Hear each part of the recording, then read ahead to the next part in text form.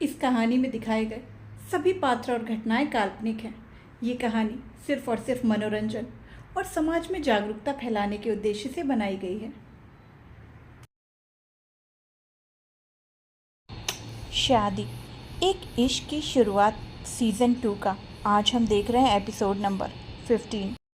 इससे पहले के एपिसोड मैंने प्लेलिस्ट में मेंशन कर दिए हैं, तो आप उन्हें वहां जाकर देख सकते हैं। तो चलिए शुरू करते हैं आज का ये नया एपिसोड। ये याद आते ही आव्या बेड से उठती है और काम का बहाना बनाकर चली जाती है। उसके जाते ही बीच में जगह खाली हो जाती है, जिसे देखते ही आदित्य और काव्या करीब आते हैं। आदित्य काव्या की कमर को पकड़ लेता है, तो वहीं काव्या आदित्य के सीने पर अपना सिर रख लेती है। आदित्य काव्या के हाथ को पकड़ लेता है और अपने होठों से उसे चूम लेता है। काव्या सिर उठाकर आदित्य की आंखों में देखकर कहती है, I love you mister husband. Aditya भी काव्या की आंखों में एकटक देखते हुए कहता है, I am madly in love with you wifey. दोनों की आपस में नजरें इस वक्त मिली हुई थी, जो काफ़ी साल हो गए थे मिले हुए। आदित्य काव्या के गाल पर हाथ रखे सहलाने लगता है और एकटक उसे ही देखता रहता है। काव्या भी उसे ही देखती रहती है। दूसरी तरफ आव्या रुद्र के विला पर कार रुकती है और बिना एक पल भी गवाए भागती हुई अंदर जाती है। आव्या रुद्र के कमरे की ओर दौड़ते हुए जाती है। वो रुद्र के कमरे में जैसे ही पहुंचती है, उसे दरवाजे पर बैठा जेमसन दिखता है। उसे देखते ही आव्या के कदम अपनी जगह पर ही रुक जाते हैं। आव्या जेमसन के खतरनाक चेहरे को देखती है, पर इस वक्त उसे रुद्र से मिलना था, इसीलिए वो अपने डर को काबू करके आगे बढ़ जाती है। जेमसन अब भी वैसा का वैसा ही बैठा होता है। आव्या उसकी पूंछ को रास्ते से देखकर जंप करके जाने लगती है, तो वहीं जहां आव्या जंप करती है वहीं जेमसन अपनी पूंछ रख लेता है। जेमसन आव्या को रास्ता देने के लिए अपनी पूंछ हटा रहा था। उसे क्या पता था कि आव्या ऐसे कूद जाएगी।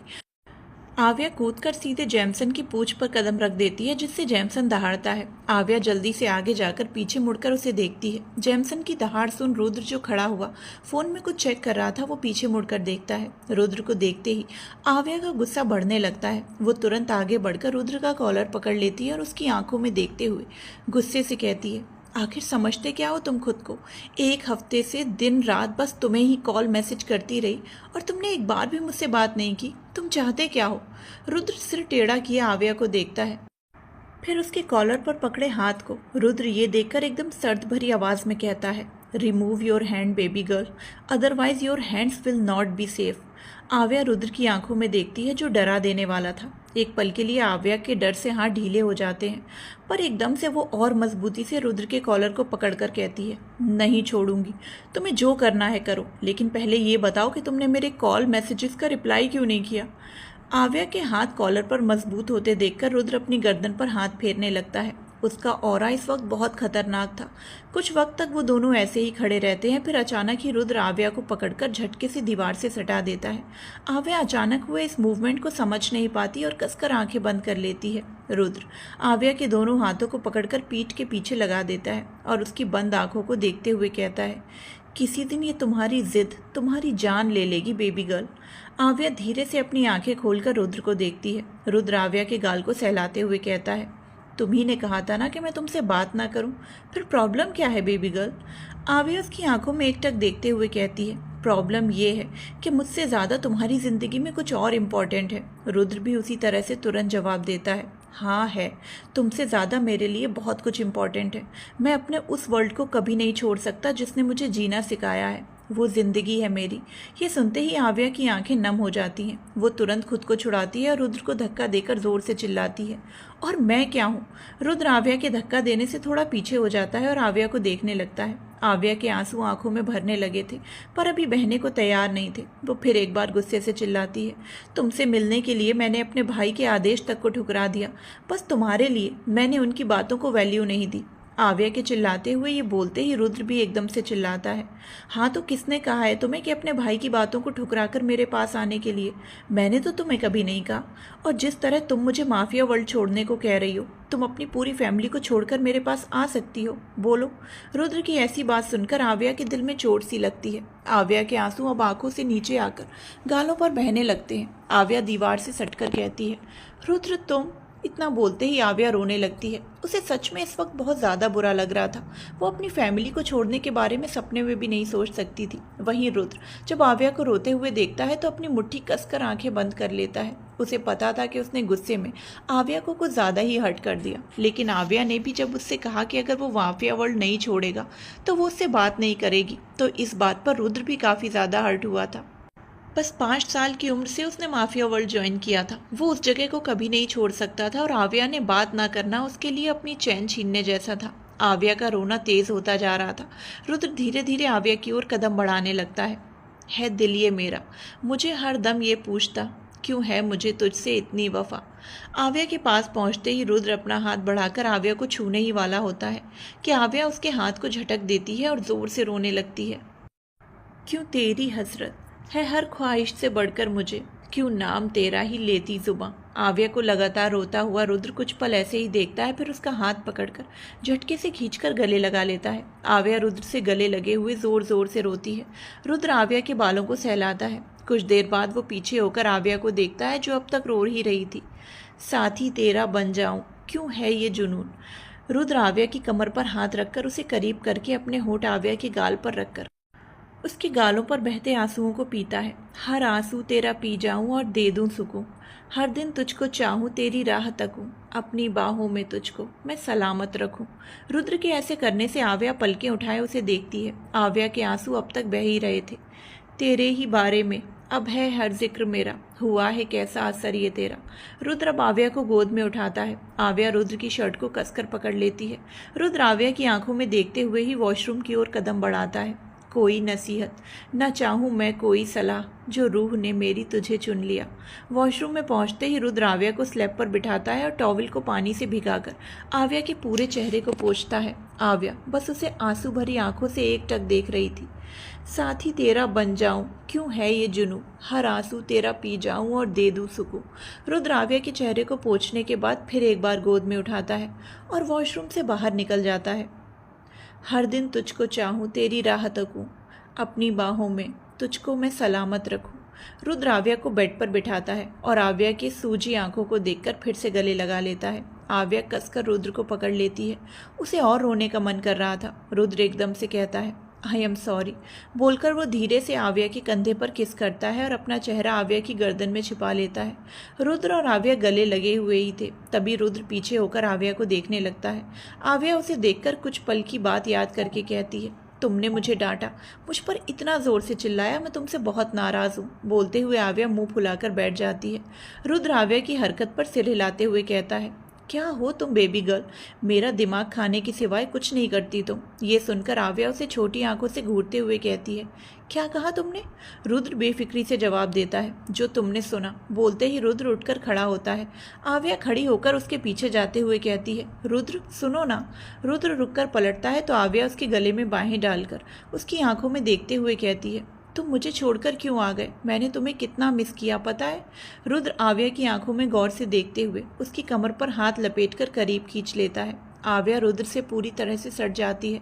रुद्र आव्या के बालों को कान के पीछे करते हुए कहता है तेवर बदल रहे हैं बेबी गर्ल, इमोशंस कंट्रोल नहीं हो रहे तुम्हारे। आव्या की आंखों में एक छुपे हुए इमोशंस थे जो रुद्र समझ चुका था, पर आव्या रुद्र की बातों को समझ नहीं पाई थी।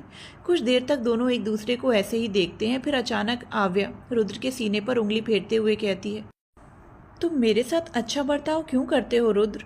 रुद्र तुरंत आव्या के हाथ को पकड़कर सिर टेढ़ा करके जवाब देता है तो तुम बुरा बर्ताव चाहती हो बेबी गर्ल।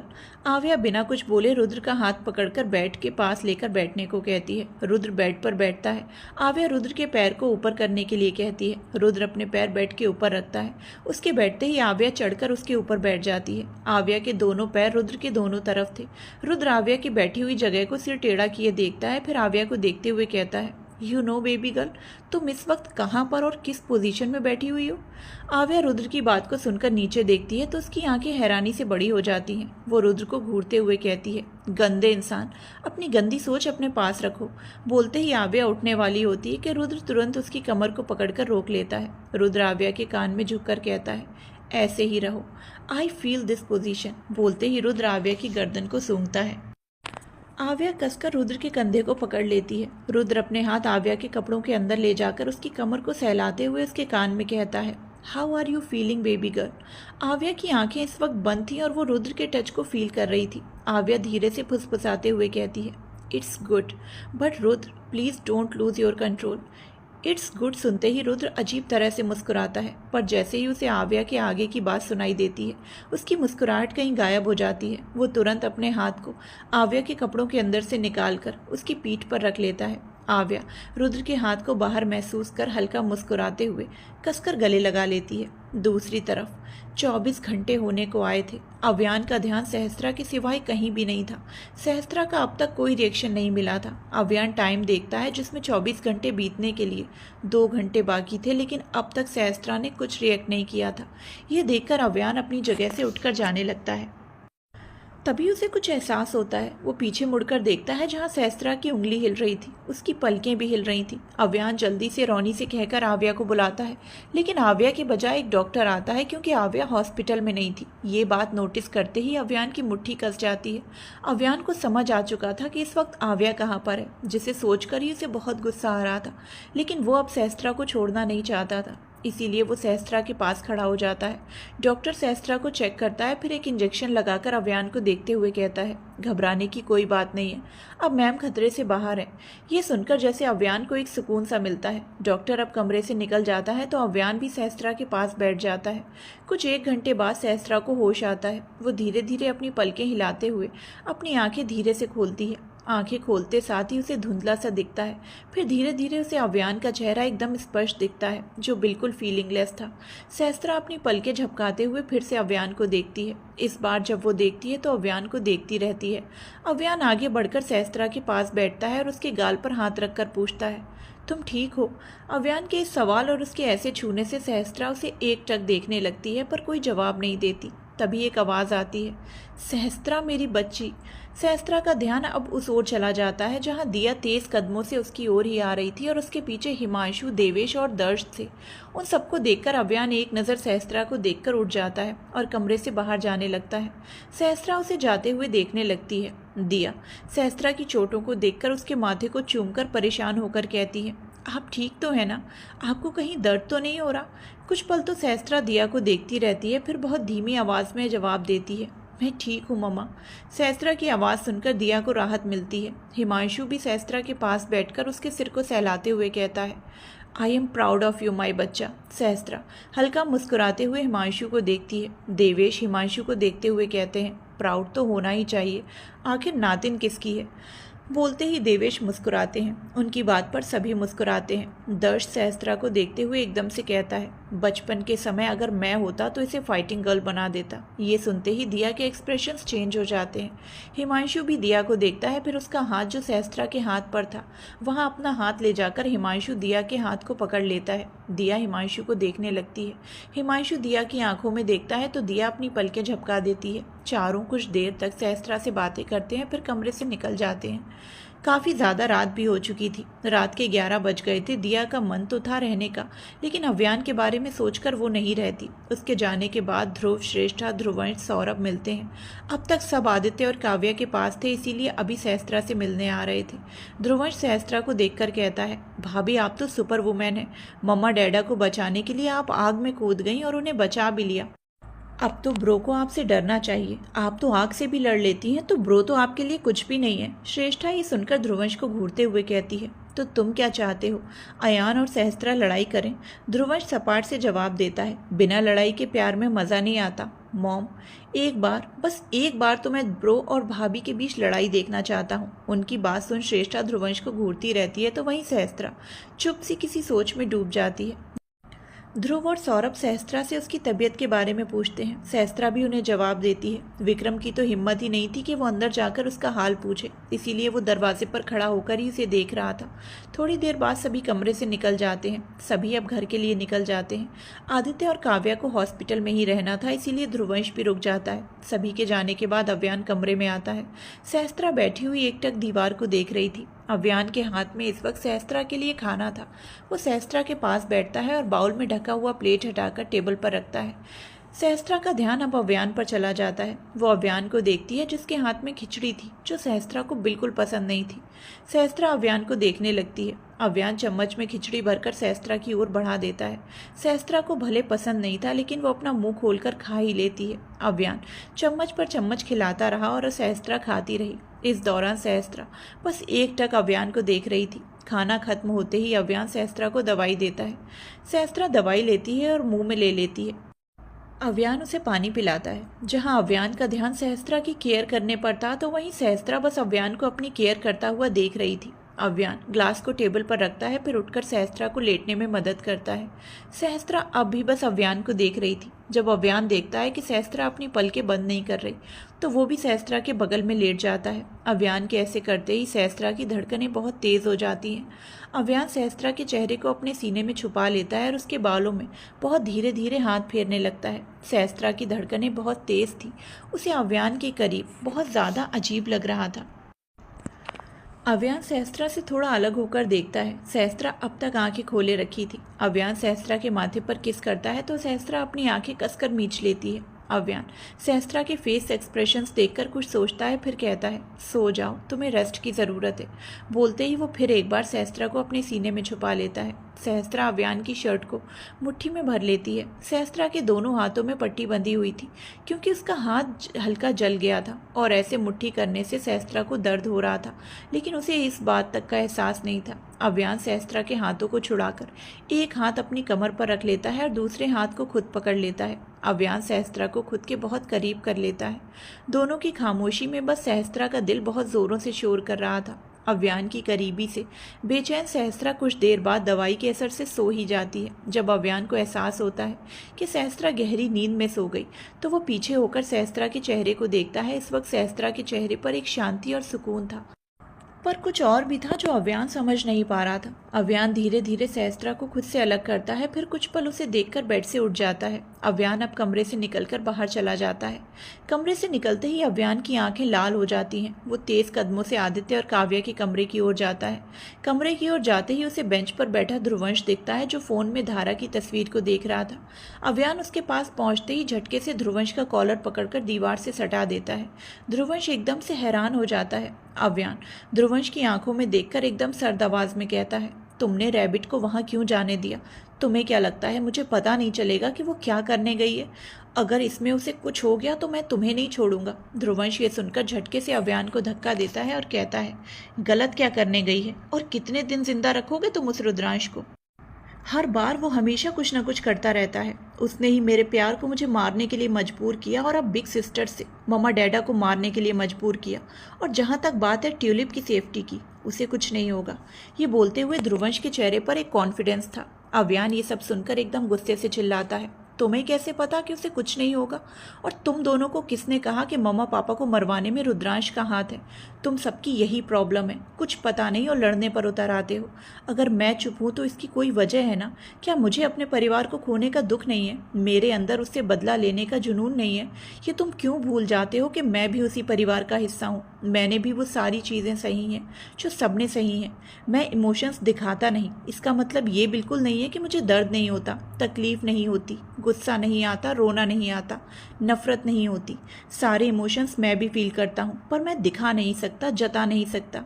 बोलते ही अव्यान की आंखें गुस्से से लाल हो चुकी थी। ध्रुवंश पहली बार अव्यान का ऐसा रूप देख पा रहा था। वहीं दूसरी तरफ आव्या इस वक्त रुद्रांश के सामने खड़ी थी। रुद्रांश बेड पर सोया हुआ था और आव्या नफरत से उसे देख रही थी। आव्या के हाथ में इस वक्त बहुत धारदार चाकू था। आव्या अपनी एक मुट्ठी कसकर भींच लेती है और चाकू को कसकर पकड़े रुद्रांश के सीने की ओर बहुत तेजी से अपने हाथ को बढ़ाती है। आव्या धारदार चाकू बहुत तेजी से रुद्रांश के सीने पर मारने ही वाली होती है कि कोई उसका हाथ पकड़ लेता है। आव्या रुद्रांश के सीने को देखती है, फिर अपने हाथ को, फिर आखिर में वो उस हाथ के इंसान को सिर उठाकर देखती है जिसने आव्या को रोका था। आव्या जैसे ही सिर उठाकर देखती है तो रुद्र को पाती है जो सर्द नज़रों से आव्या को ही देख रहा था। रुद्र सिर टेढ़ा किए हुए चाकू को देखता है, फिर आव्या को देखते हुए उसे तुरंत गोद में उठा लेता है। आव्या खुद को छुड़ाने के लिए छटपटाने लगती है। रुद्र कमरे से बाहर निकलते ही दरवाज़ा बंद करता है। आव्या अब चिल्लाते हुए कहती है, छोड़ो मुझे, छोड़ो। रुद्र बस बिना भाव के सामने देखे जा रहा था। रुद्र अपने कमरे में पहुंचते ही बेड पर बैठ जाता है और आव्या को भी अपने ऊपर बैठा लेता है। रुद्र एक हाथ से आव्या के पेट पर कसकर पकड़ता है और दूसरे हाथ से आव्या के पकड़े चाकू के हाथ को पकड़ता है। आव्या अब भी छटपटा रही थी। रुद्र आव्या के कंधे पर अपनी चिन को रखता है। तभी आव्या अपने दूसरे हाथ में चाकू शिफ्ट करके रुद्र की जांघ पर मारने वाली होती है, पर रुद्र तुरंत ही दोनों हाथों से उसे पकड़ लेता है। आव्या रुद्र को अपनी पीठ से धक्का देने लगती है, पर इसका रुद्र पर कोई असर नहीं होता। रुद्र एक हाथ से आव्या के दोनों हाथ पकड़ लेता है और दूसरे हाथ से चाकू की धार पर अपने हाथ फेरने लगता है। आव्या रुद्र के हाथ को देखती है, जो धार चेक करते हुए हल्का कट गया। रुद्र आव्या के कान में एकदम सर्द आवाज में कहता है, मेरे ही घर में घुसकर मेरे ही डैड को मारने चली हो। I don't like it baby girl. इतना बोलते ही रुद्र अपने दांतों से आव्या के ईयरलोब को काट लेता है। आव्या सिहरते हुए आंखें बंद कर लेती है। रुद्र चाकू को बहुत गौर से देखते हुए सर्द आवाज में फिर से कहता है, गलती कर दी बेबी गर्ल, बहुत बड़ी गलती कर दी तुमने मेरे डैड को मारने के बारे में सोचकर। बोलते हुए वो धीरे धीरे चाकू को आव्या की गर्दन पर लेकर जाने लगता है। आव्या सामने रखे आईने में रुद्र को देखती है। आव्या को इस वक्त डर नहीं लग रहा था, बस वो तो गुस्से से भरे हुए रुद्र को देख रही थी। रुद्र आव्या की गर्दन पर चाकू रखकर आईने में उसे देखते हुए कहता है, can I kill you baby girl. आव्या रुद्र के ऐसे सवाल से बिना डरे जवाब देती है, मार सको तो मार दो। रुद्र आव्या के चेहरे को आईने में गौर से देखता है, फिर आव्या के आगे आए बालों को पीछे करते हुए कहता है, मार ही तो नहीं सकता तुम्हें बेबी गर्ल, पर गलती तो तुमने बहुत बड़ी की है, इसकी सज़ा तो मैं तुम्हें ज़रूर दूंगा।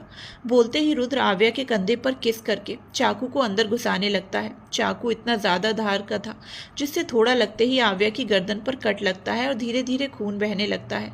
आव्या गर्दन से निकलते खून को देखकर कहती है, your dad is a murderer Rudra, उसने मेरे परिवार को मार दिया। आव्या के बोलने से खून का बहना धीरे धीरे तेज़ होने लगता है। रुद्र आव्या के कंधे को अपने दांत से काटते हुए कहता है, I don't care baby girl. बोलते ही रुद्र अपने दांत आव्या के कंधे में धंसा देता है। आव्या की हल्की चीख निकल जाती है। रुद्र अब उस काटी हुई जगह को जीभ से चाटने लगता है। आव्या सिसकते हुए कहती है, मुझे लगता था कि तुम अपने डैड जैसे बुरे नहीं हो। रुद्र चाटते हुए एकदम से रुककर कहता है, इसमें तुम्हारी गलती है, मैंने तो कभी नहीं कहा कि I am a good person. आव्या को अब गर्दन पर दर्द होने लगा था। उसे सारी चीज़ें धीरे धीरे धुंधली दिखने लगी थी। कुछ वक्त बाद ही आव्या के हाथ ढीले पड़ जाते हैं। वो रुद्र की बाहों में ढीली सी पड़ जाती है। आव्या रुद्र को देखते हुए बेहोशी की हालत में कहती है, मुझे दिल से लगता है कि तुम अच्छे हो। रुद्र आव्या के कान में कहता है, you feel wrong baby girl because I am bad, very bad. आव्या ये सुनते ही बेहोश हो जाती है, क्योंकि वो बेहोशी की हालत में ही थी। रुद्र आव्या के बेहोश चेहरे को अपने बेहद सर्द नज़रों से देखता है, फिर धीरे से चाकू को आव्या की गर्दन से हटा लेता है। चाकू आव्या के लाल खून से पूरी तरह से रंग चुका था। आव्या की गर्दन भी खून से लथपथ हो चुकी थी। दूसरी तरफ अव्यान ध्रुवंश को गुस्से से घूर रहा था। अव्यान कहता है, रुद्र सूर्यवंशी, उसे तुम नहीं जानते। उसके मकसद के बीच अगर कोई आया तो वो उसे नहीं छोड़ेगा। वो रैबिट को भी नहीं छोड़ेगा। उसके अंदर कोई फीलिंग्स नहीं है।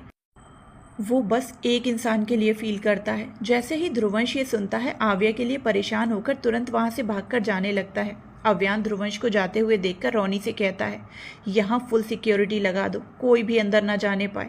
इतना बोलते ही अव्यान भी भागते हुए बाहर जाता है। ध्रुवंश की कार इस वक्त फुल स्पीड में चल रही थी। आव्या के बारे में सोच सोचकर वो काफ़ी ज़्यादा परेशान हो चुका था। उसे भी आव्या की तरह ही लगा था कि रुद्र रुद्रांश को मारने में उसकी हेल्प करेगा, लेकिन अव्यान की बातों को सुनकर उसे बहुत डर लगने लगा था। डर इस बात का था कि वो आव्या को खो ना दे। ध्रुवंश इसी सोच में और फुल स्पीड में ध्रुवंश की कार रुद्र के विला में पहुंचती है। वो उसी फुल स्पीड में एक बंद गेट के ऊपर ही चला देता है। गेट लॉक नहीं था, जिससे वो खुल जाता है। ध्रुवंश कार से निकलकर बिना रुके दौड़ते हुए विला के अंदर जाता है। कई सारे बॉडीगार्ड्स उसे रोकने की कोशिश करते हैं, पर ध्रुवंश सभी से फाइट करके अंदर चला जाता है। हॉल में इस वक्त कोई बॉडीगार्ड नहीं थे, क्योंकि आधी रात हो चुकी थी। ध्रुवंश हॉल से ही बहुत तेज आवाज में चिल्लाता है, टाइगर टाइगर। चिल्लाते हुए अब वो आगे बढ़ने को होता है, तभी उसकी नज़र सीढ़ियों से उतरते रुद्र पर पड़ती है। रुद्र के फेस पर कोई एक्सप्रेशंस नहीं थे। वो सीढ़ियों से एक एक कर कदम बढ़ाकर नीचे उतर रहा था। उसके हाथ में वही खून से भरा चाकू था। उसके हाथ और शर्ट पर भी खून दिख रहा था। रुद्र को ऐसे देखकर एक पल के लिए ध्रुवंश का दिल डर से तेजी से धड़क उठता है। ध्रुवंश एकटक बस उस चाकू को ही देख रहा था। रुद्र उतरते हुए ध्रुवंश के सामने खड़ा हो जाता है और उसे ऊपर से नीचे तक देखते हुए कहता है, What happened, King? ध्रुवंश तुरंत सवाल करता है, Where is my tulip? Your tulip बोलकर रुद्र ध्रुवंश के साइड से जाता है और सोफे पर आराम से बैठ जाता है। ध्रुवंश घूमकर उसे देखता है। रुद्र चाकू के खून को रुमाल से साफ करते हुए कहता है, मैं किसी ट्यूलिप को नहीं जानता। झूठ, तुम सब जानते हो। कहाँ है ट्यूलिप? तुमने मार दिया उसे। बोलते हुए ध्रुवंश बेचैनी से इधर उधर देखता है। रुद्र आराम से जवाब देता है, seriously I can not know who are tulip. बोलकर वो ध्रुवंश को देखता है। ध्रुवंश उसके पास आकर झुककर उसका कॉलर पकड़कर गुस्से से कहता है, अगर उसे कुछ किया ना तो तुम जिंदा नहीं रहोगे। बोलते हुए ध्रुवंश झट से रुद्र का कॉलर छोड़ देता है और जल्दी से सीढ़ियों से होकर दौड़ते हुए जाने लगता है। ध्रुवंश सीढ़ियों से चढ़कर ऊपर आता है। ऊपर वो आव्या को बुलाते हुए सारे कमरों को चेक कर रहा था। वो जैसे ही रुद्र के कमरे में जाता है, वहाँ का नज़ारा देखकर वो जम जाता है। रुद्र के कमरे में हर जगह खून दिख रहा था। ये सब कुछ देखकर ध्रुवंश के मन में अजीब अजीब से ख्याल आने लगते हैं। ध्रुवंश जल्दी से आगे बढ़कर पूरे कमरे को चेक करता है, पर आव्या कहीं नहीं होती। ध्रुवंश के दिमाग में बस आव्या के लिए बुरी सोच ही आ रही थी। वो हर जगह छान मारता है, पर आव्या कहीं नहीं होती। अव्यान भी यहाँ पहुँच चुका था। अव्यान और रुद्र की जब नज़रें मिलती हैं तो रुद्र उसकी आंखों में देखने लगता है। अव्यान भी रुद्र की आंखों में ही देख रहा था। अव्यान के सारे बॉडीगार्ड्स भी आव्या को ढूंढने में लग जाते हैं। आधी रात से सुबह हो जाती है, लेकिन आव्या कहीं नहीं मिलती। एक आखिरी जगह बच जाती है जहां रुद्र के अलावा कोई नहीं जाता। उस दरवाजे को बहुत मजबूती से बनाया गया था, जिसे रुद्र के अलावा कोई नहीं खोल सकता। ध्रुवंश और अव्यान के बॉडीगार्ड्स खोलने की कोशिश करते हैं, पर नाकाम रह जाते हैं। ध्रुवंश रुद्र के पास जाकर उसके कॉलर को फिर एक बार पकड़कर दांत भींचते हुए कहता है, उस दरवाजे के पीछे क्या है? खोलो उसे। ध्रुवंश इस वक्त पूरा पसीने से भीगा हुआ था। रुद्र उस दरवाजे को देखता है। कुछ देर तक देखते रहने के बाद वो कहता है, this is my personal property, और किसी की पर्सनल चीज़ों में झांकना नहीं चाहिए। मैं उसे नहीं खोलूंगा। ध्रुवंश गुस्से से आग बबूला हो जाता है। रुद्र ध्रुवंश के हाथ को देखता है, जो अब तक कॉलर को पकड़े हुए था। ये देखकर वो झटके से ध्रुवंश को धक्का देता है और दांत भींचते हुए कहता है, अपनी लिमिट में रहो। एक तो तुम लोग बिना किसी वारंट के घर की तलाशी ले रहे हो। मैं चुप हूँ, इसका मतलब ये नहीं कि तुम लोग कुछ भी करोगे। ध्रुवंश उसे गुस्से से देखकर आगे बढ़ने को होता है, पर तभी अव्यान उसका हाथ पकड़ लेता है। अव्यान रुद्र को देखता है, फिर ध्रुवंश को खींचते हुए ले जाता है। ध्रुवंश बस बोलता रह जाता है, ब्रो क्या कर रहे हो? उसने ट्यूलिप को उसी कमरे में छिपाया है। लेकिन अव्यान बिना कुछ बोले बस ध्रुवंश को खींचते हुए लेकर जाने लगता है। रुद्र उन सबको देखता है, फिर उस कमरे को देखने लगता है। वहीं सब कुछ खत्म होने के बाद रुद्रांश बाहर निकलता है। उसे सिर में बहुत भारी भारी सा लगता है। रुद्रांश अपने सिर को पकड़कर धीरे से कहता है, आह, ये सर इतना दर्द क्यों कर रहा है? रुद्र रुद्रांश की ओर बढ़कर उसके पास से गुजरते हुए कहता है, you are very lucky dad. अचानक रुद्र का ऐसे बोलना रुद्रांश को समझ नहीं आता, इसीलिए वो बस उसे देखता रहता है। कुछ दिन बाद ध्रुवंश पंचिंग बैग पर पंच किए जा रहा था। उसके दिमाग में इस वक्त आव्या की बातें और आव्या ही चल रही थी। पूरा एक हफ्ता हो चुका था, आव्या का कोई अता पता नहीं था। ध्रुवंश ने आव्या को ढूंढने के लिए पता नहीं क्या क्या कर लिया, पर इसका कोई भी फायदा नहीं हुआ। इस वजह से वो अपना सारा गुस्सा और फ्रस्ट्रेशन पंचिंग बैग पर निकाल रहा था। वहीं गार्डन में आदित्य और अव्यान शांति से बैठे हुए थे। घर में सबको तो आव्या के बारे में नहीं पता था, पर कुछ को पता था। आदित्य सामने देखते हुए कहता है, इतना कुछ बुरा हो गया, अब पता नहीं और कितना बुरा देखना होगा। बोलते हुए वो अव्यान को देखता है। अव्यान गहरी सांस लेता है और कहता है, आई थिंक आपको अपने पुराने अवतार में आना चाहिए मिस्टर आदित्य सिंघानिया, जिससे मुकाबला करना किसी के बस की बात नहीं थी। बोलते हुए अव्यान आदित्य को देखता है। आदित्य भी अव्यान को ही देख रहा था। अव्यान आदित्य के बिना भाव वाली आंखों में देखते हुए कहता है, मैं आपके जैसा बनना चाहता था, पर बन नहीं सका। मैं आपके जितना पावरफुल नहीं हूँ पापा। ये सुनकर आदित्य अव्यान की आंखों में गहराई से देखने लगता है। अव्यान की आंखों में इस वक्त एक राज छुपा था, जो आदित्य अच्छी तरह से देख पा रहा था। कुछ देर तक दोनों एक दूसरे को देखते हैं, फिर आदित्य सामने देखते हुए कहता है, तो शुरुआत कहाँ से करें? अव्यान ये सुनकर आदित्य के हाथ को पकड़ लेता है। अव्यान के ऐसा करते ही आदित्य उसके हाथ को देखता है। एकदम से दोनों के चेहरे पर एक ही एक्सप्रेशंस आ जाते हैं। आदित्य अव्यान से बात करने के बाद उस कमरे में जाता है जहां पहले अव्यान सहस्त्रा के आने से पहले रहा करता था। अब उस कमरे में आदित्य और काव्या रहते हैं। आदित्य कमरे में जाकर देखता है जहां काव्या आईने के सामने खड़ी थी और मुंह बनाते हुए खुद को ऊपर से नीचे तक देख रही थी। आदित्य बेड पर बैठकर फ़ोन साइड में रखता है और काव्या को देखकर कहता है, क्या हुआ वाइफी, तुम खुद को ऐसे क्यों देख रही हो? काव्या फिर एक बार खुद को आईने में देखकर कहती है, मिस्टर हस्बैंड, मैं कितनी पतली हो गई हूँ ना, और कितनी कमज़ोर भी हो गई हूँ, एक पानी का ग्लास तक नहीं उठा पाती। इतना बोलकर काव्या बुरा सा मुंह बनाकर आदित्य की ओर देखती है। आदित्य काव्या के बच्चों जैसे बनाए मुंह को देखता है, फिर बेड से उठकर काव्या के पास जाकर खड़ा हो जाता है। काव्या आदित्य की आंखों में देखती है। आदित्य काव्या की कमर को झट से पकड़कर खींच लेता है। काव्या के हाथ आदित्य के सीने पर चले जाते हैं। दोनों एक दूसरे की आंखों में देखने लगते हैं। आदित्य काव्या के दोनों हाथों की उंगलियों को अपनी उंगलियों में फंसा लेता है। काव्या आदित्य को एकटक देखने लगती है। आदित्य अब धीरे धीरे काव्या की ओर कदम बढ़ाता है। काव्या भी आदित्य की आंखों में देखकर अपने कदम पीछे करने लगती है। कदम पीछे होते होते काव्या दीवार से सट जाती है। आदित्य काव्या के हाथ को दीवार से सटाकर उसके चेहरे के बहुत करीब आ जाता है। काव्या की धड़कनें इतने दिन बाद आदित्य की करीबी को महसूस करते हुए बहुत तेजी से धड़क रही थीं। आदित्य काव्या के करीब उसके होंठों को देखते हुए कहता है, तुम्हें पानी का ग्लास उठाने की क्या ज़रूरत है वाइफी? जब तुम्हें प्यास लग जाए तो मुझे बोल दो, मैं तुम्हारी प्यास अच्छे से बुझा दूंगा। आदित्य की नज़रों को देखकर और उसकी बातों को सुनकर काव्या शर्माहट से कहती है, अच्छा जी। आदित्य हाँ में सिर हिलाकर कहता है, जी हाँ। प्यास लगी है क्या? काव्या आदित्य के चेहरे को कुछ वक्त देखती है, फिर धीरे से हाँ में सिर हिलाती है। काव्या का जवाब पाकर आदित्य की नज़रें काव्या की आंखों से होते हुए उसके होंठों पर जाती हैं। काव्या बस आदित्य की आंखों में देख रही थी। आदित्य काव्या के होंठों को देखते हुए आगे बढ़ने लगता है। काव्या की धड़कनें तेज हो जाती हैं। बढ़ते बढ़ते आदित्य और काव्या के होंठ जुड़ जाते हैं। जैसे ही जुड़ते हैं आदित्य बिना रुके काव्या को किस करने लगता है। पूरे 18 साल बाद वो सुकून से काव्या के होंठों को चूम रहा था। वक्त बीतने के साथ आदित्य पैशनेटली किस करने लगता है। अब काव्या से भी रहा नहीं जाता और वो भी आदित्य की किस में साथ देने लगती है। आदित्य अब काव्या के हाथ को छोड़ देता है और अपने दोनों हाथ काव्या की कमर पर रखकर पकड़ लेता है। काव्या अपने दोनों हाथ आदित्य के कंधे पर रख लेती है। बस अब दोनों बहुत गहराई से एक दूसरे को चूमने लगते हैं। अव्यान जैसे ही अपने कमरे में पहुंचता है उसकी नज़र सहस्त्रा पर पड़ती है, जो बेड से उठने की कोशिश कर रही थी। ये देखकर अव्यान जल्दी से आगे बढ़ता है और सहस्त्रा के सामने खड़ा हो जाता है। सहस्त्रा अव्यान को देखकर हिचकिचाते हुए कहती है, वो हमें वॉशरूम जाना है। अव्यान ने सहस्त्रा को नीचे उतरने से मना किया था, इसीलिए वो अव्यान के सामने हिचकिचा रही थी। अव्यान तुरंत ही सहस्त्रा को गोद में उठा लेता है और उसे वॉशरूम लेकर जाता है। सहस्त्रा एकटक अव्यान को देखने लगती है। अव्यान वॉशरूम में जाकर सहस्त्रा को खड़ा करता है और कहता है, मैं बाहर हूँ, हो जाए तो आवाज़ लगा देना। सहस्त्रा बस सिर हिलाती है। अव्यान बाहर निकलता है। सहस्त्रा कुछ देर बाद आवाज़ देती है तो अव्यान आकर फिर एक बार उसे गोद में उठाकर बाहर ले जाता है। सहस्त्रा को बेड पर बैठाने के बाद अव्यान जाने लगता है। तभी सहस्त्रा उसका हाथ पकड़ लेती है।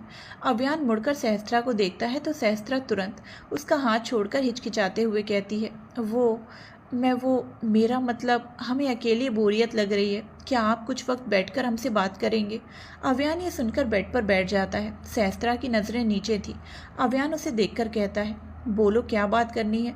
सहस्त्रा सिर उठाकर अव्यान को देखती है, फिर कहती है, आपने हमसे कभी हमारे बारे में नहीं पूछा और ना ही आपने कभी अपने बारे में बताया। शादी को 4 महीने तो बीत ही चुके हैं। क्या आपको नहीं लगता कि अब हम दोनों को एक दूसरे के बारे में जानना चाहिए? अव्यान ये सुनकर खामोश सा रह जाता है, फिर सीधा बैठकर सामने देखते हुए कहता है, क्या जानना चाहती हो मेरे बारे में? सहस्त्रा अव्यान को देखते हुए कहती है, वो सब कुछ जो हर पत्नी को जानने का हक होता है। अव्यान सीधा सा जवाब देता है, ऐसा कुछ नहीं है मेरी ज़िंदगी में जो मैं तुम्हें बताऊं, इसीलिए तुम जो जानना चाहती हो पूछ लो। सहस्त्रा चुप रह जाती है। उसके मन में सवाल था लेकिन वो पूछ नहीं पा रही थी। उससे हिम्मत ही नहीं हो रही थी। कुछ सोचने के बाद सहस्त्रा के मुंह से बस एक शब्द निकलता है, प्रज्ञा। नाम सुनकर अव्यान की नज़र सहस्त्रा पर चली जाती है। वहीं सहस्त्रा भी अव्यान को ही देख रही थी। सहस्त्रा अव्यान को देखते हुए कहती है, हम जानना चाहते हैं क्या आप प्रज्ञा के कभी करीब थे, उसके लिए कोई फीलिंग्स थी? अव्यान जब ये सुनता है तो तुरंत ही जवाब देता है, नहीं, हम दोनों कभी करीब नहीं थे। बस 3 साल की बच्ची थी वो, उसे उस वक्त फीलिंग्स के बारे में क्या ही पता होगा। बस बड़े जो कहते वो हाँ में हाँ मिला देती। बोलते ही अव्यान सहस्त्रा को देखता है। सहस्त्रा अब दूसरी तरफ देखने लगती है। अव्यान सहस्त्रा के हर एक्शन को बहुत गौर से देख रहा था। सहस्त्रा दूसरी ओर देखते हुए कहती है, फीलिंग्स किसी के मन में भी जाग सकती हैं। ये ज़रूरी तो नहीं कि किसी बड़े के अंदर ही दिल होता है, बच्चे के अंदर भी दिल होता है। अव्यान उसके ऐसे जवाब से थोड़ी देर चुप रहता है, फिर कहता है, हाँ होता है, पर उस दिल में फीलिंग समझने की ताकत नहीं होती। मुझे समझ नहीं आ रहा कि आखिर तुम उसके पीछे क्यों पड़ी हो। क्या तुम्हें उससे जेलसी हो रही है? ये बात अव्यान बहुत सीरियसली कह रहा था। वहीं जब सहस्त्रा ये सुनती है तो हैरानी से अव्यान को देखती है। अव्यान सहस्त्रा के हाथ को पकड़कर कहता है, मैं तुम्हारा हस्बैंड हूँ, सिर्फ तुम्हारा। तुम्हें किसी से जेलस होने की ज़रूरत नहीं है। उसके बारे में सोचना बंद कर दो। और वैसे भी मैंने पहले ही कहा था, हमारे बीच कभी किसी के बारे में बात मत करना। सहस्त्रा बस अव्यान को देखती रह जाती है। अव्यान अब उठकर सहस्त्रा के पीछे जाकर बैठ जाता है और उसे अपने ऊपर बैठा लेता है। सहस्त्रा एकदम से हड़बड़ा जाती है और बहुत ज़्यादा बेचैन हो जाती है। वो खुद को छुड़ाना चाहती थी, पर उसके चेहरे पर ही दिख रहा था। अव्यान सहस्त्रा के पेट पर दोनों हाथ लपेट लेता है। सहस्त्रा के हाथ अव्यान के हाथों के ऊपर अपने आप चले जाते हैं। अव्यान अपनी चिन सहस्त्रा के कंधे पर टिकाए उसके कान में धीमी आवाज़ में कहता है, अब सिर्फ हम दोनों के बारे में बात करो। अव्यान के ऐसे करने से सहस्त्रा की सांसें तेज हो जाती हैं। उसके मुंह से तो अब कोई शब्द ही नहीं निकल रहे थे। अव्यान अपनी आंखें बंद करके कहता है, अब तुम्हारी तबीयत कैसी है? कहीं दर्द तो नहीं होता? सहस्त्रा भी अब आंखें बंद कर लेती है और धीरे से कहती है, नहीं। अव्यान अब बेड से सिर टिका लेता है। सहस्त्रा अव्यान के सीने पर सिर रख लेती है। दोनों की आंखें इस वक्त बंद थीं। दोनों ही अपनी सोच में डूबे थे। करीबी में भी दोनों खामोशी में थे और ये उनके लिए बहुत सुकून भरा था। दूसरी तरफ कमरे का एक दरवाज़ा खुलता है और रुद्र कमरे के अंदर जाता है। कमरे में बहुत हल्की लाइट थी। पूरे फर्श पे खून ही खून भरा था। वहाँ की गंध भी बहुत खराब थी। दुर्गंध फैली हुई थी। हर तरफ जेल जैसा बना हुआ था और उस पर बहुत सारे लोग थे। रुद्र के अंदर आने से सब डर से खुद को छिपा रहे थे। उनके हाथ पैर थर थर काँप रहे थे। वो अपने हाथ से आंखों को ढककर खुद को छुपा रहे थे। चारों ओर का नज़ारा इतना ज़्यादा खौफनाक था कि कोई इंसान देखे तो डर से मर जाए। चारों ओर इंसानों की बॉडी पार्ट्स लटके हुए थे। किसी का सिर तो किसी का हाथ तो किसी का पैर, और कंकाल तो जैसे वहाँ भरे हुए थे। रुद्र धीरे धीरे एक और कदम बढ़ाता ही जा रहा था। कुछ वक्त में ही वो रुक जाता है। उसकी नज़र दीवार से सटी हुई एक लड़की पर पड़ती है जिसने अपने चेहरे को पूरी तरह से घुटनों में छिपा रखा था और वो सिसक रही थी। रुद्र उसके सामने एड़ियों के बल बैठता है और उसके बालों को हटाते हुए कहता है, बेबी गर्ल। ये लड़की और कोई नहीं, आव्या ही थी। रुद्र की आवाज़ सुनते ही आव्या का शरीर डर से कांप जाता है। आव्या अपने चेहरे को छुपाए हुए ही डर से कहती है, प्लीज़ मुझे यहाँ से जाने दो। मुझे वो सब नहीं देखना, प्लीज़ जाने दो। बोलते हुए आव्या रोने लगती है। आव्या जहाँ बैठी थी वहाँ भी बस खून ही भरा हुआ था, जिससे उसकी ड्रेस खून से भीग चुकी थी। रुद्र आव्या के हाथ को पकड़कर कहता है, मैं तो तुम्हें ये सब कभी नहीं दिखाना चाहता था बेबी गर्ल, लेकिन तुमने ही मुझे ये सब दिखाने पर मजबूर किया। मैं तुम्हारे साथ कितना अच्छा बिहेव करता था, तुम्हें हमेशा इन सब चीज़ों से दूर रखता था, पर तुमने ही तो ये सब चीज़ों को दिखाने पर मजबूर किया। बोलते ही रुद्र आव्या के हाथ पर किस करता है। आव्या डर से अपने हाथ को पीछे कर लेती है। रुद्र आव्या के डर से कांपते शरीर को देखता है। तभी आव्या डरते हुए कहती है, प्लीज़ मुझे यहाँ से जाने दो, मैं दोबारा तुम्हारी ज़िंदगी में वापस नहीं आऊँगी। ये सुनकर रुद्र अपने हाथ गर्दन पर हाथ फेरने लगता है। फिर अचानक ही झटके से आव्या को नीचे लेटाकर उसके ऊपर आ जाता है। आव्या का चेहरा अब दिखने लगता है। आव्या की गर्दन पर पट्टी बंधी हुई थी और उसकी हालत बहुत ज़्यादा ख़राब थी। आव्या अपने आमने सामने देखती है। वो इस वक्त खून में लेटी हुई थी, जो बहुत ही ज़्यादा अनहाइजीनिक था। ये सब देखकर आव्या रुद्र को देखती है, जो सर्द नज़रों से उसे ही देख रहा था। रुद्र आव्या के बहुत करीब झुककर जुनूनियत भरी आवाज़ में कहता है, तुम सिर्फ मेरी हो, ओनली माइन। मेरी ज़िंदगी से तुम कभी दूर नहीं जा सकती। आव्या रुद्र के करीब होने से और भी ज़्यादा डर जाती है। वो आंखें बंद करके इधर उधर सिर हिलाकर कहती है, प्लीज़ मुझे छोड़ दो, जाने दो। रुद्र आव्या के और करीब झुककर एकदम सर्द भरी आवाज़ में कहता है, जाने दूँ? ऐसे कैसे जाने दूँ? तुमने गलती की है, बहुत बड़ी गलती की है। अगर तुमने मेरे डैड को मार दिया होता तो पता है क्या होता?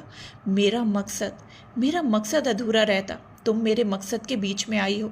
आव्या को ये सब कुछ बहुत ज़्यादा अजीब लग रहा था। पानी में जैसे लोग भीगते हैं, वैसे ही आव्या खून से भीगी हुई थी। उसके कपड़े, बाल, पूरा शरीर खून से भीगा था। रुद्र ने इस एक हफ्ते में आव्या के सामने अपना वो रूप दिखाया था जो शैतान से भी खतरनाक था। रुद्र इस कमरे में आव्या के सामने इंसानों की बॉडी पार्ट्स को काटता था और उसी कमरे में लटकाता था। ये सब वो हमेशा आव्या की आंखों के सामने करता। ये सब चीज़ें आव्या ने पहले कभी नहीं देखी थी, इसीलिए उसे बहुत डर लगने लगा। वहीं रोज़ वहाँ खून बहने से खून तो जैसे तालाब के पानी की तरह जमा हो गया था। जिंदा लोगों की बॉडी पार्ट्स को काटने से उनकी जो चीखें निकलती थी, वो सब कुछ बहुत ज़्यादा खौफनाक था। आव्या आंखें बंद रखे हुए धीरे से डरे हुए कहती है, I am scared of you Rudra. आव्या की बात सुनकर रुद्र कुछ पल यूं ही आव्या का चेहरा देखता रहता है, जो सच में डर की वजह से पीला पड़ चुका था। रुद्र आव्या के ऊपर से हटता है और आव्या को बिठाता है। आव्या की आंखें बंद थी, वो गलती से भी आंखें नहीं खोलना चाहती थी। रुद्र अब खड़ा होता है और आव्या को खड़ा करके गोद में उठा लेता है। आव्या कसकर रुद्र की शर्ट को पकड़कर कहती है, रुद्र प्लीज़ मुझे वो सब नहीं देखना। बोलते ही उसकी सिसकी निकल जाती है। रुद्र आव्या की बंद पलकों को चूमता है, फिर कहता है, पनिशमेंट कंप्लीट हुई बेबी गर्ल, अब नहीं दिखाऊंगा।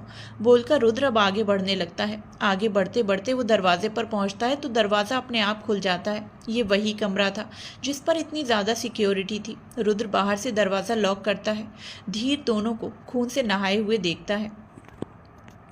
उसकी नज़र आव्या पर जाती है, जो आंखें बंद ही किए हुए थी। रुद्र उसे देखकर इशारा करता है तो धीर हाँ में सिर हिला देता है। रुद्र आव्या को गोद में लिए ही उसके कमरे की ओर बढ़ जाता है।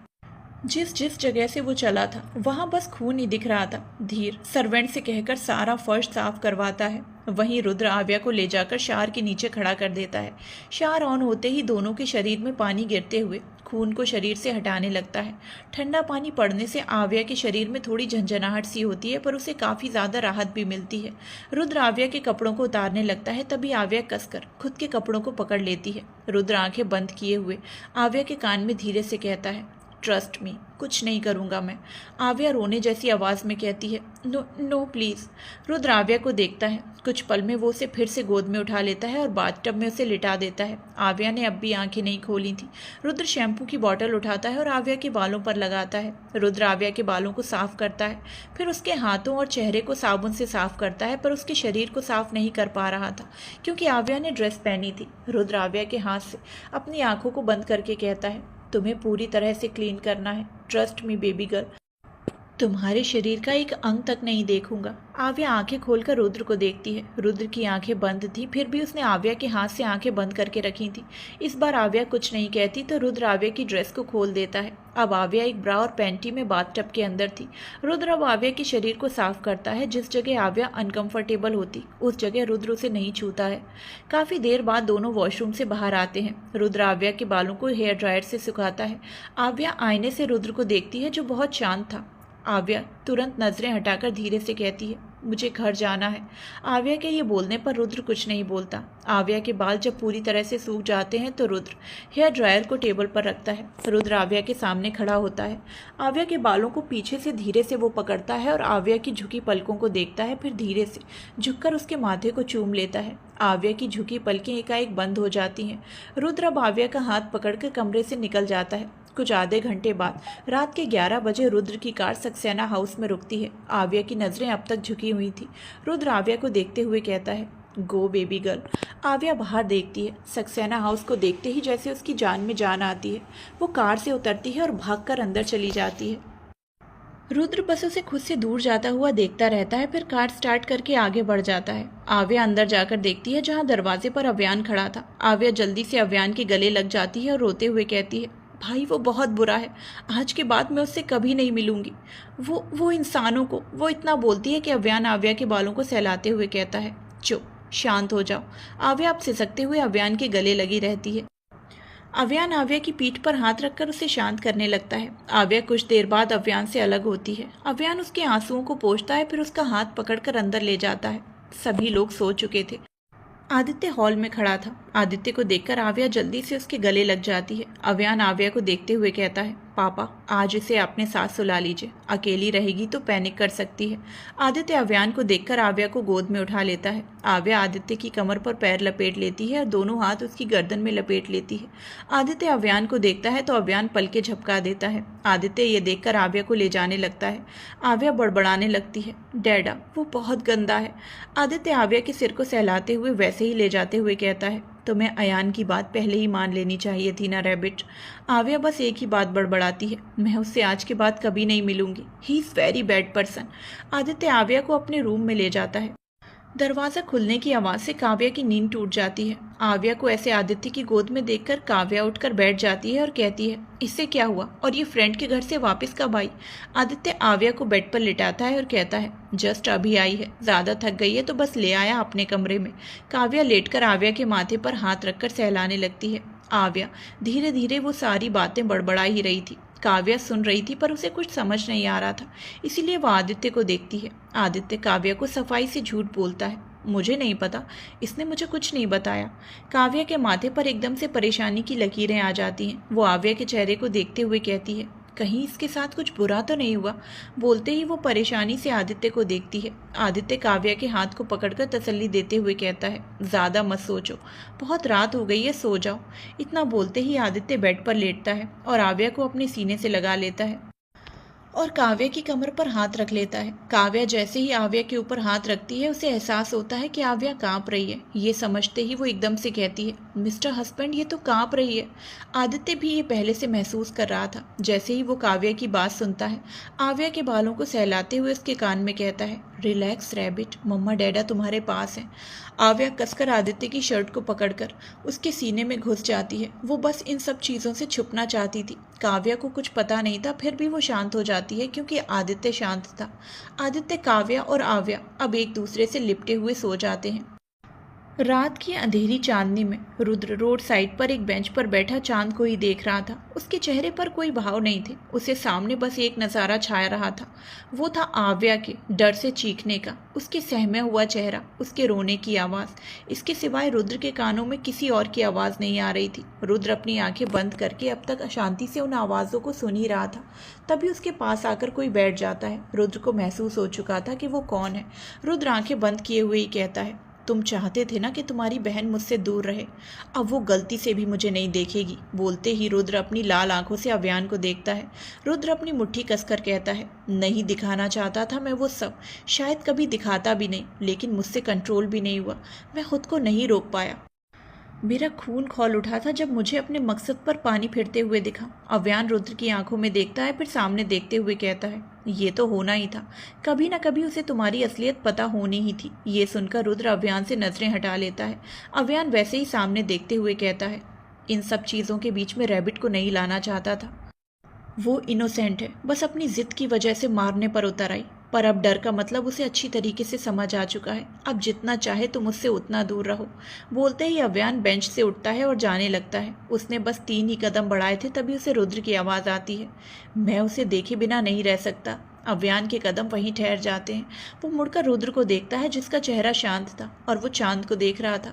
अव्यान कुछ देर तक उसे देखता है, फिर आगे बढ़कर उसकी ओर अपनी पॉकेट से फ़ोन निकालकर बढ़ा देता है। रुद्र अव्यान के फ़ोन को देखता है, फिर कंफ्यूज्ड होकर अव्यान को देखता है। अव्यान फ़ोन को देखते हुए कहता है, इस फ़ोन में घर की सीसीटीवी कनेक्ट है। रुद्र कुछ देर तक उसे देखता है, फिर फ़ोन को ले लेता है। अव्यान अब वहाँ से चला जाता है। रुद्र फ़ोन को देखते हुए सर्द आवाज़ में कहता है, मकसद एक है, इंतज़ार एक है, गलती बहुत है पर सज़ा एक है, और उस सज़ा को देने वाला भी सिर्फ एक है। अगली सुबह आव्या की आंखों के सामने रुद्र का एक इंसान के पैर को काटकर अलग करना दिख रहा था, जिसे देखते ही आव्या झटके से अपनी आंखें खोलती है और गहरी गहरी सांस लेती है। आदित्य को इस वक्त उसके पास ही बैठा फ़ोन पर कुछ देख रहा था। वो आव्या को ऐसे देखकर तुरंत आगे बढ़कर आव्या को अपने गले लगा लेता है और पीठ को सहलाते हुए कहता है, रिलैक्स रिलैक्स रैबिट, सब ठीक है।